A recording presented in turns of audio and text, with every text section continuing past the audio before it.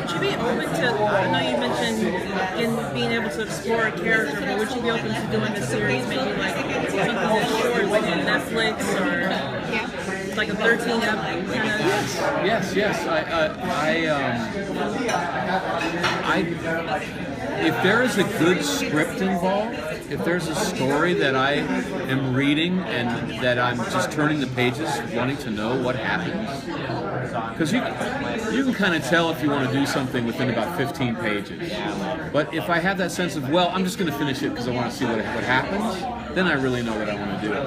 And so if they want me for 7 years or 1 week, if it's a good script, I'll go. What's the best thing about performing? That's a great question. Good. Having good words and not screwing them up. Just feeling like you serve the meal well. I always say that acting, like Joss Whedon came into the makeup trailer once and said, kind of looked at his shoes and said, "James, you're a really good actor." And I said, "Oh, Joss, it's not the acting on this show; it's the writing that takes it." And he said, "Don't contradict me. It's really hard for me to give a compliment here." And we went back and forth for a while until we finally agreed. The definition of good acting is not screwing up good writing. And I say I used to be a waiter.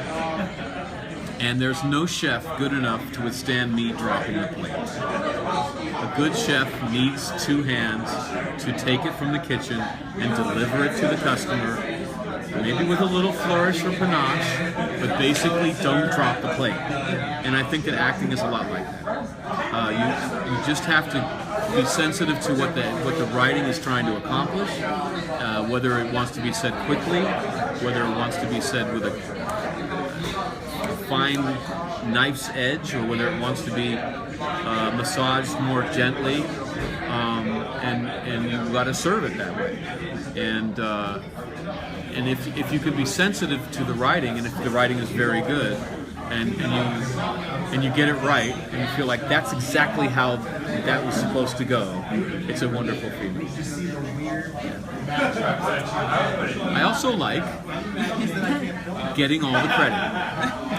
That's the great thing about acting, is that there are like 500 people working really hard to make any moment in film, or stage, really. And the only one visible is the actor. And the audience never understands that behind that camera there's 500 people working. And so you get all the credit. It's just obscene, really. I'm not gonna comment on it, but not all of your acting is verbal, so I know, but I'm responding to it. You deserve some of the credit.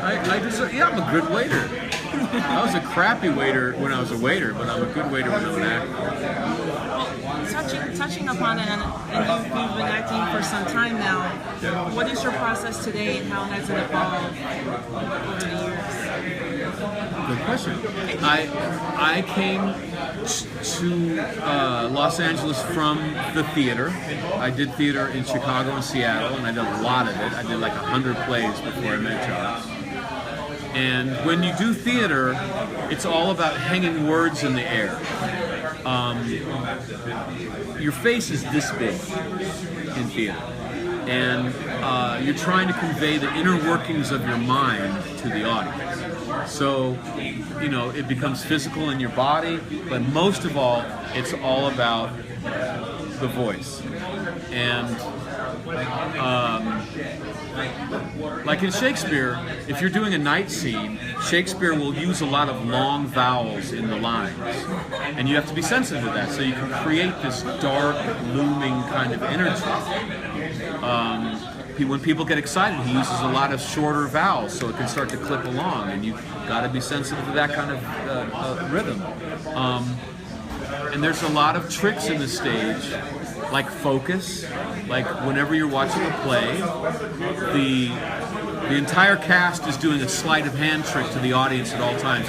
We are forcing the eye of the audience left and right constantly, and we're working together as a team to do that. and we do a little game.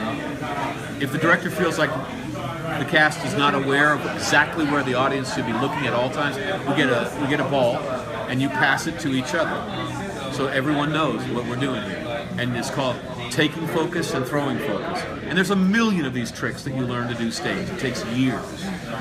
None of it applies on film. And it took me a little while to learn that. When I made my first entrance on Buffy, I made a stage entrance, which is lots going on downstage, and suddenly a character comes up stage and takes all the focus. So I was like, okay, I will go through the doorway, pause in the frame of the doorway, which is very powerful image. I will say my line, half of it, and then I will take a downstage cross and continue talking. And that's a very powerful thing to do on stage. And you have to talk loud because you have to take over. Forgetting that I'm mic'd, I don't need to speak loud. Forgetting that I don't need to take focus, the camera will cut to me. And all of my little tricks were just overacting. And I remember when I first shot with Tony Head, who was the best actor on the show by a mile, I thought, dude, do you need to wake up, man? I'll get you coffee because I'm going to kill you in this scene if you don't wake up. And then I saw the footage, and he mopped the floor with me without even breaking a sweat. And I realized that I had to flush everything that I thought I knew about acting and just start from zero again.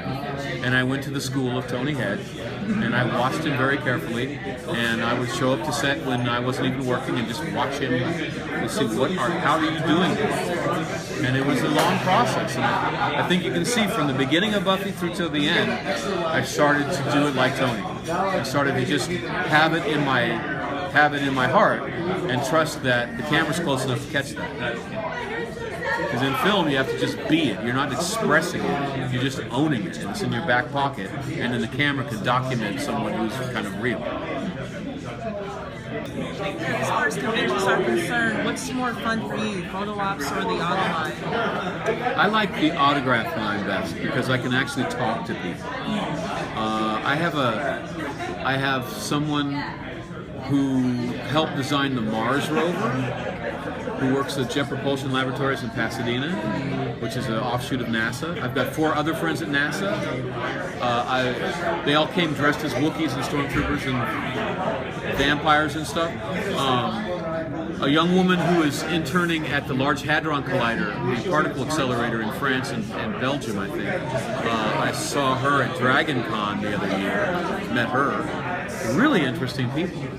A lot of scientists, a lot of physicists, a lot of astrophysicists I met the other day. Or teachers, or just people with really interesting outlooks and things to say. And I like to get in conversation.